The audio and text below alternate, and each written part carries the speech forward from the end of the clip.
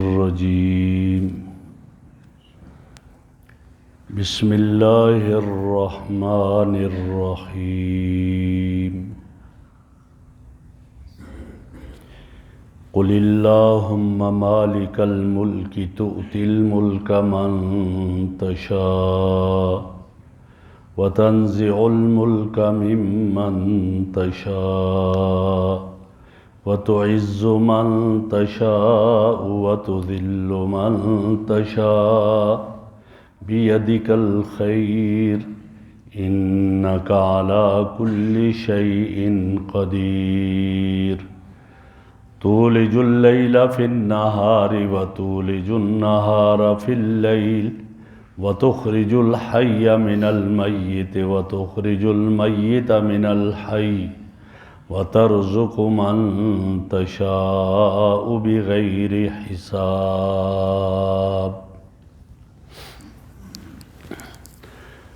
قُلِ اللَّهُمَّ مَالِكَ الْمُلْكِ،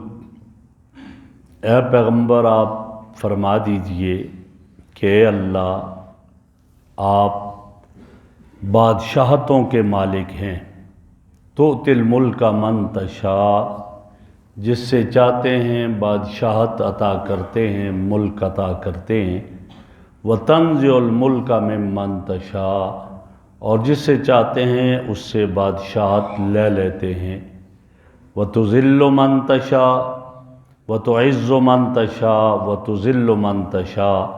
جس کو چاہتے ہیں عزت دیتے ہیں، وَتُذِلُّ مَن تَشَاءُ، جس کو چاہتے ہیں ذلت دیتے ہیں، بِیَدِکَ الْخَیْرُ، ساری خیر آپ ہی کے قبضے میں اور قدرت میں ہے، اِنَّکَ عَلَىٰ كُلِّ شَيْءٍ قدیر، بے شک آپ ہر چیز پر قادر ہیں، تُولِجُ اللَّيْلَ فِي النَّهَارِ، داخل کرتے ہیں رات کو دن میں، وَتُولِجُ النَّهَارَ فِي اللَّيْلِ، اور دن کو داخل کرتے ہیں رات میں، وَتُخْرِجُ الْحَيَّ مِنَ الْمَيِّتِ، اور زندہ کو نکالتے ہیں مردہ سے، وَتُخْرِجُ الْمَيِّتَ مِنَ الْحَيِّ، اور مردہ کو نکالتے ہیں زندہ سے، وَتَرْزُقُ مَن تَشَاءُ بِغَيْرِ حِسَابٍ، اور جس سے چاہتے ہیں رزق عطا کرتے ہیں بغیر حساب و کتاب کے۔ میرے محترم بزرگوں اور دوستو، یہ جو دو آیتیں میں نے آپ کے سامنے تلاوت کی، ان کی فضیلت تو پہلے ایک درس میں عرض کر چکا تھا، اور جس میں یہ روایت آئی تھی، حضرت ابو ایوب انصاری رضی اللہ تعالیٰ عنہ فرما رہے تھے کہ نبی اکرم صلی اللہ علیہ وسلم نے فرمایا، اور ایک روایت میں اس کو حدیث قدسی کہا گیا کہ نبی اکرم صلی اللہ علیہ وسلم فرماتے ہیں کہ اللہ رب العزت یہ فرما رہے ہیں کہ جو شخص ہر نماز کے بعد سورہ فاتحہ، آیت الکرسی اور شہد اللہ انہ لا الہ الا ہو والملائکۃ واولو العلم قائما بالقسط لا الہ الا ہو العزیز الحکیم، یہ آیت اور یہ دو آیتیں قل اللہم مالک الملک سے لے کر یہ بیدک الخیر انک علی کل ترزق من تشاء بغیر حساب، یہاں تک یہ دو آیتیں جو آدمی ہر نماز کے بعد پڑھے گا تو اللہ رب العزت ارشاد یہ فرماتے ہیں کہ میں ان کے سارے گناہوں کو معاف کر دوں گا اور اس سے جنت میں جگہ عطا کروں گا، اور 70 مرتبہ اس کی طرف نظر رحمت سے دیکھوں گا اور اس کی 70 حاجتیں پوری کر دوں گا، جن میں سے کم حاجت کیا ہے؟ فرمایا کم سے کم حاجت یہ ہے کہ اس کی مغفرت کر دوں گا۔ جو آدمی ان آیات کو پڑھے گا تو انہیں ہمیں یاد کر کے پڑھنا چاہیے۔ ان کا شان نزول کیا ہے؟ تو ان کا شان نزول یہ ذکر کیا گیا کہ غزوہ بدر میں اسلام کی فتح ہوئی، غزوہ احد میں بھی اسلام کی فتح ہوئی، تو دنیا کفر پریشان ہوگی، صرف مشرکین مکہ ہی نہیں باقی کافر بھی پریشان ہو گئے، یہود نصارہ سارے پریشان ہو گئے کہ ہر طرف اسلام کا چرچا ہو رہا ہے اور کل یہ ہمارے اوپر غالب آ جائیں گے، لہٰذا انہوں نے جو ہے مہم چلائی، اور مہم یہاں تک چلی کہ آپس میں ایک متحدہ محاذ بنا لیا اسلام کے خلاف، یہودی بھی آگے، عیسائی بھی آگے، مشرکین بھی، سارے کے سارے انہوں نے اتحاد کر لیا کہ ایسا کیا جائے کہ مسلمانوں کو ختم کیا جائے، اور اس کی صورت ایک ہی ہے، اور وہ یہ ہے کہ سارے مل کر، تمام لشکر مل کر مدینہ پر ایک دم حملہ کریں اور ہم ان کو ختم کر دیں گے، ان کی ریاست ہی ختم ہو جائے گی، لہذا نام و نشاں مٹ جائے گا، علیہ باللہ۔ یہ کر کے انہوں نے تیاری شروع کی، اور نبی اکرم صلی اللہ علیہ وسلم کو جب اطلاع ہو گئی کہ مدینہ منورہ پر حملہ ہونے والا ہے اور سارے لشکر جمع ہو کر رہے ہیں حملہ، تو آپ نے صحابہ کرام سے مشورہ کیا، اور اس میں یہ طے ہوا کہ اس کے اطراف میں خندق کھودی جائے، اتنی بڑی خندق ہو کہ اس کو عبور نہ کر سکے، گہری بھی ہو اور بڑی بھی ہو، کئی میل تک یہ خندق جو ہے یہ مشتمل تھی، اور 10 آدمیوں کے حوالے 40 گز جو ہے یہ خندق تقسیم کر دی گئی۔ 10 آدمیوں، آپ کے 10 کے ذمہ اتنی ہے، آپ کے آگے، یہاں سے آگے، یہاں سے آگے، اس طرح یہ تقسیم ہو گئی ان پر، اور 6 دنوں میں انہوں نے یہ خندق کھود لی صحابہ کرام، اس سے اندازہ لگائیں۔ اور آپ صلی اللہ علیہ وسلم بھی ساتھ شامل ہیں، آپ بھی کھدائی کر رہے ہیں ساتھ، اور اس وقت کیا حال، بھوک الگ، افلاس الگ، اور اس کے ساتھ ساتھ یہ بھی تھا کہ اس سب کچھ کے باوجود صحابہ کرام لگے ہوئے۔ ایک صحابی نے آپ صلی اللہ علیہ وسلم کو اپنے پیٹ سے کرتا اٹھا کر دکھایا، یا رسول اللہ یہ دیکھیں پتھر بندھا ہوا ہے، آپ نے اپنا کرتا مبارک اٹھا کر دکھایا، 2 بندھے ہوئے تھے، ان کا اور حوصلہ بڑھ گیا، اچھا ہمارے آقا جب یہ ہیں تو ہم کیا۔ ایک مقام ایسا آیا کہ یہاں ایک بڑی چٹان آ گئی، صحابہ نے بڑی کوشش کی اس چٹان کو نہ توڑ سکے۔ حضرت سلمان فارسی رضی اللہ تعالیٰ عنہ نبی اکرم صلی اللہ علیہ وسلم کی خدمت میں آئے، یا رسول اللہ یہ چٹان بہت بڑی ہے، یہ نہیں ٹوٹ رہی۔ آپ صلی اللہ علیہ وسلم بنفس نفیس خود تشریف لے گئے، اور جا کر کدال اپنے ہاتھ میں لی، اور ایک ضرب ماری اس چٹان کو، وہ ٹوٹ گئی، اور اس سے ایک شعلہ نکلا، چنگاری اٹھی۔ پھر دوسری ضرب ماری، دوسرا حصہ ٹوٹ گیا، اور پھر ایک شعلہ نکلا اور چنگاری، اور تیسری ضرب ماری اور بالکل ختم، اور شعلہ نکلا اور چنگاری۔ آپ نے فرمایا یہ جو پہلا شعلہ نکلا، اس میں مجھے اللہ رب العزت نے فارس کے محلات دکھائے، فارس کے محلات نظر آئے، قصر ابیض، وائٹ ہاؤس نظر آیا۔ دوسری ضرب میں فرمایا مجھے اللہ نے روم کے سرخ محلات دکھائے اس میں، اور اس وقت سپر طاقتیں 2 ہی تھی، روم اور فارس، یہ مجھے دکھائے۔ اور تیسری ضرب میں فرمایا کہ اللہ نے مجھے صنعاء دکھایا، یمن دکھایا، اور یمن کے محلات دکھائے۔ تو جبرائیل امین آگے اور انہوں نے بشارت سنا دی کہ آقا آپ کے صحابہ فارس کو بھی فتح کریں گے، روم کو بھی فتح کریں گے، اور یمن کو بھی فتح کریں گے، اور ایک وقت آئے گا اس پر اسلام کا پرچم لہرائے گا۔ تو آپ صلی اللہ علیہ وسلم نے صحابہ کرام کو بتایا، منافق وہیں تھے، وہ مذاق اڑانے لگے، یہ دیکھو انہیں پیٹ پر پتھر باندھے ہوئے ہیں اور باہر جاتے نہیں ہیں، اتنے لشکر حملہ کرنے والے ہیں، اور یہ کیا کہتے ہیں جی ہم فارس کو اور روم کو اور یمن کو فتح کریں گے، دیکھو ذرا باتیں کیا کر رہے ہیں، یہ لوگ فتح کریں گے، علیہ باللہ، مذاق اڑانے لگے۔ جب مذاق اڑانے لگے تو آپ نے فرمایا نہیں، ہو کر رہے گا۔ اس پر یہ آیتیں اتری، اللہ فرماتے ہیں قُلِ اللَّهُمَّ مَالِكَ الْمُلْكِ تُؤْتِي الْمُلْكَ مَن تَشَاءُ وَتَنزِعُ الْمُلْكَ مِمَّن تَشَاءُ، میرے محبوب نے کہہ دو کہ نہیں، یہ سب تو اللہ کے قبضہ میں ہے، اللہ ہے مالک الملک، بادشاہتیں جتنی اگر دنیا میں کسی کے پاس بادشاہت ہے، حکمرانی ہے، وہ عارضی ہے، اصل مالک تو اللہ ہے۔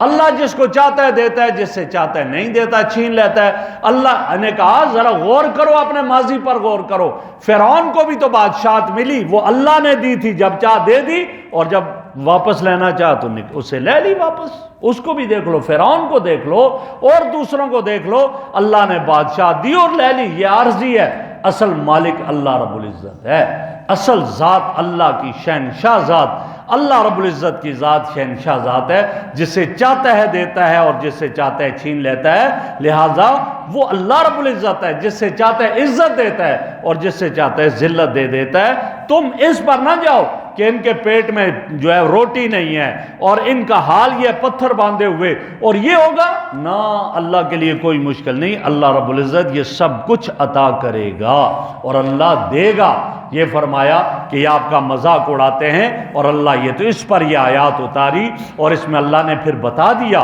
فرمایا کہ قوم عاد، قوم سمود، ان سب کو دیکھو، بڑے بڑے حکمران گزرے، اللہ نے جب تک چاہ حکمرانی دی، اور جب اللہ نے واپس لینا چاہا تو لے دی۔ پہلے آپ نے پڑھا، آپ کے سامنے میں نے عرض کیا تھا وہ واقعہ حضرت ابراہیم علیہ السلام اور نمرود کا جو واقعہ تھا، کیا فرمایا تھا؟ فرمایا تھا الم تر الی الذی حاج ابراہیم فی ربہ ان آتاہ اللہ الملک، اللہ نے اس کو بادشاہ دی تھی۔ تو فرمایا اللہ کے قبضے میں ہے، اللہ جس کو چاہتا ہے، اللہ جسے چاہتا ہے اسے حکمرانی دے دیتا ہے، اور اس وقت تک ہر ایک اس کو سلوٹ مارتا ہے، اور جب چاہتا ہے تو اس کو جیل میں پہنچا دیتا ہے، اور وہی جو کل تک سلوٹ مار رہا تھا وہی آج ہتھکڑی لگا کر لے جا رہا ہوتا ہے۔ یہ سب اللہ رب العزت دکھا رہا ہوتا ہے کہ یہ کرسی کسی کے ساتھ وفا نہیں کرنے والی ہے، ہاں اللہ کی طرف متوجہ ہو جاؤ، اللہ رب العزت سب کچھ کرنے والے۔ تو یہاں آگے فرما دیا، فرمایا وَتُعِزُّ مَن تَشَاءُ وَتُذِلُّ مَن تَشَاءُ، عزت اور ذلت تو اللہ کے اختیار میں ہے، جس کو چاہے عزت دے اور جس کو چاہے ذلت دے۔ اور ایسا ہی ہوا، آپ غور کریں اور دیکھیں، ایک وقت وہ تھا کہ برطانیہ کی برے صغیر پاک و ہند پر حکومت تھی، اور ان کی بادشاہت کا سورج غروب نہیں ہوا کرتا تھا، یہ کیفیت تھی، عزت اللہ نے دی ہوئی تھی اس وقت کا وزیر اعظم جو تھا ان کا برطانیہ کا، اور گلیڈن سٹون اس کا نام تھا، اور اس نے ایک دفعہ ہندوستانیوں کو ڈراتے ہوئے کہا، اور کیا کہا ڈراتے ہوئے ہندوستانیوں کو؟ انہوں نے کہا بات سنو، تم ہم سے ٹکراتے ہو،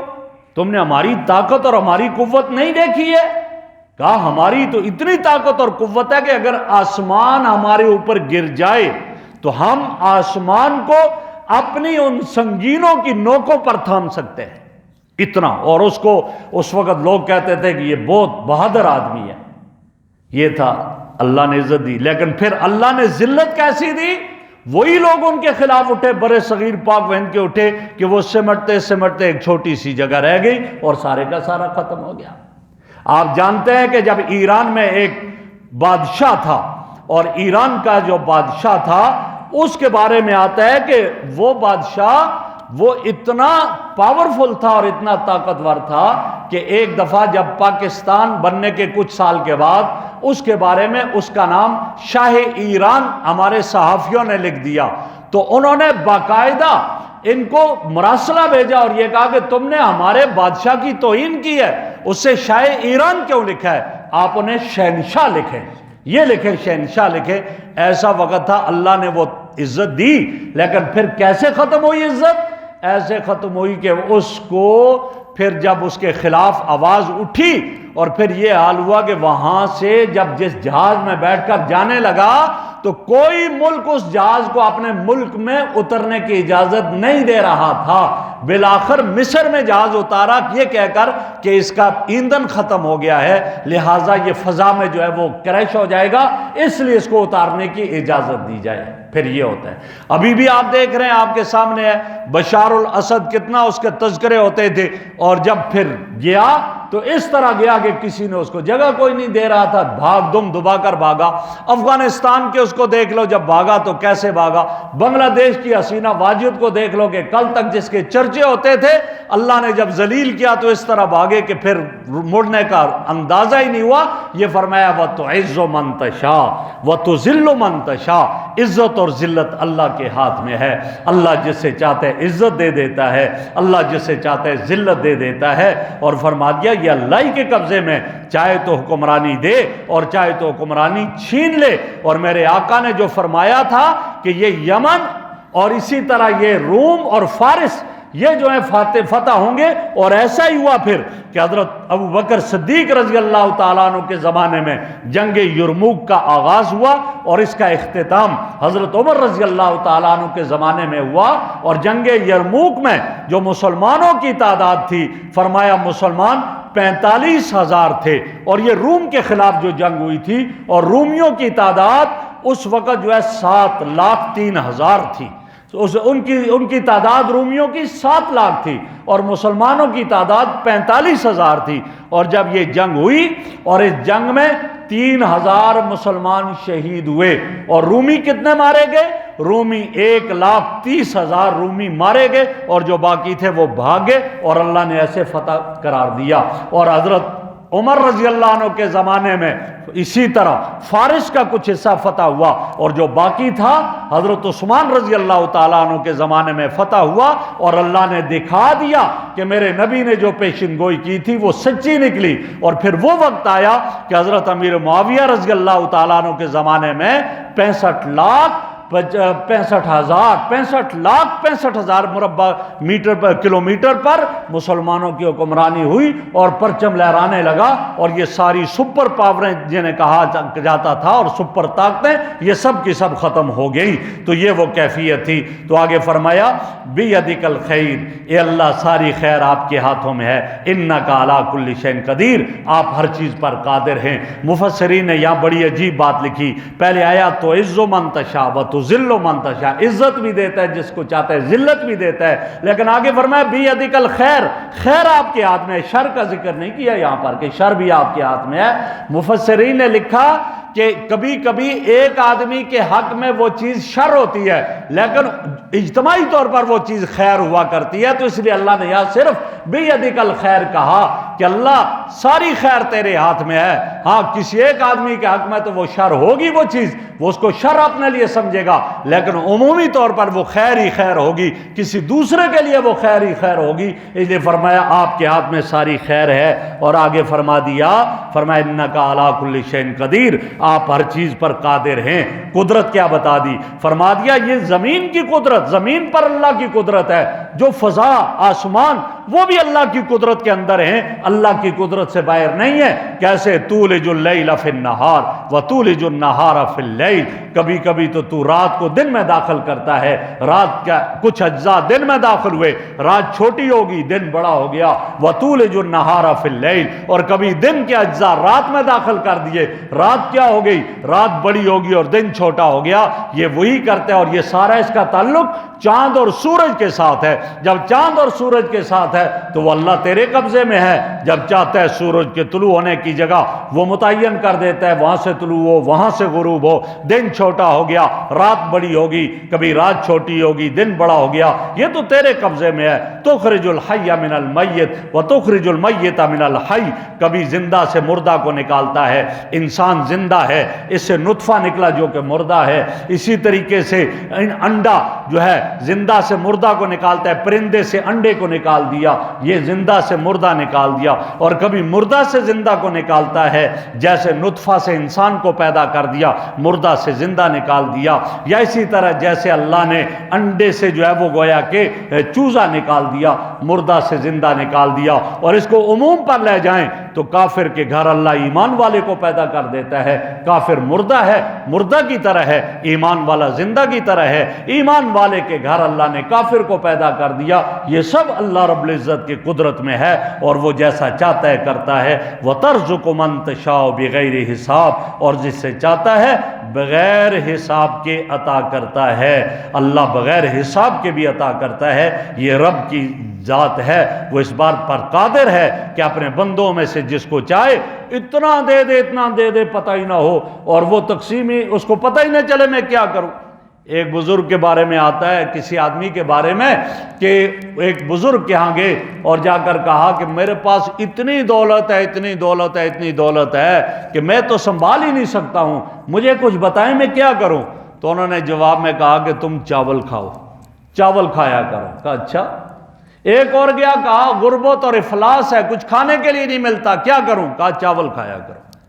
حیران کسی نے سوال کیا کہ اس کو بھی آپ نے کہا چاول کھاؤ، اس کو بھی کہا چاول کھاؤ، مطلب کیا ہے؟ فرمایا جس کو اللہ نے بہت نوازا ہوا ہے اس کو کہا چاول کھاؤ، چاول گرتے ہیں نیچے، دسترخوان پر گرتے ہیں، نیچے گرتے ہیں، اور اس کے پاس اتنا کچھ ہے، اس نے کیا کرنا ہے؟ دانے اٹھائے گا، کہے گا رہنے دو یار چھوڑ دو، اس طرح جمع کر کے باہر پھینک دے گا، یہ رزق کی ناقدری کرے گا، اللہ اس کا رزق کھینچ لے گا، لہٰذا کمی ہو جائے گی۔ اور جس کو اللہ نے کم دیا ہوا ہے وہ جب چاول گریں گے وہ اٹھا اٹھا اگا کر ان دانوں کو بھی کھائیں گے، رزق کی قدر کریں گے، جب قدر کریں گے اللہ ان کو زیادہ دے دیں گے، اللہ وسعتیں دے دیں گے۔ تو اللہ پھر اس طرح عطا کرتا ہے جس سے چاہتا ہے، بغیر حساب کے بھی عطا کرتا ہے، کیوں؟ وہ قادر ہے۔ جو رب بادشاہت دینے اور بادشاہت کے لینے پر قادر ہے تو وہ رب جو ہے وہ اس طرح دینے پر بھی قادر ہے۔ اور اللہ نے یہ اپنے بارے میں فرمایا، ان اللہ، میں اللہ ہوں، مالک الملوک، میں بادشاہوں کا مالک ہوں، قلوب الملوک و نواسی بیدیہم، ان کے دل بادشاہوں کے، و نواسیہم، اور ان کی پیشانیاں میرے ہاتھ میں ہیں۔ فإن العباد اطاعونی جعلتہم علیہم رحمہ، جب میرے بندے میری اطاعت کرتے ہیں میں ان پر رحمتوں کو لے آتا ہوں، وسعتیں دے دیتا ہوں۔ وإن العباد عصونی، اور جب میری نافرمانی کرتے ہیں جعلتہم علیہم عقوبہ، میں ان پر سزائیں لے آتا ہوں، ہر طرح کی سزائیں۔ فرمایا اس لیے فرمایا کہ میں ایسا ہوں، لہٰذا تم میری طرف توبہ کرو تاکہ میں تم پر رحمت برسا دوں اور رحمتوں کا نزول کر دوں۔ اللہ رب العزت ایسی ذات ہے، اللہ ہمیں عمل کی توفیق عطا فرمائے۔ الحمدللہ۔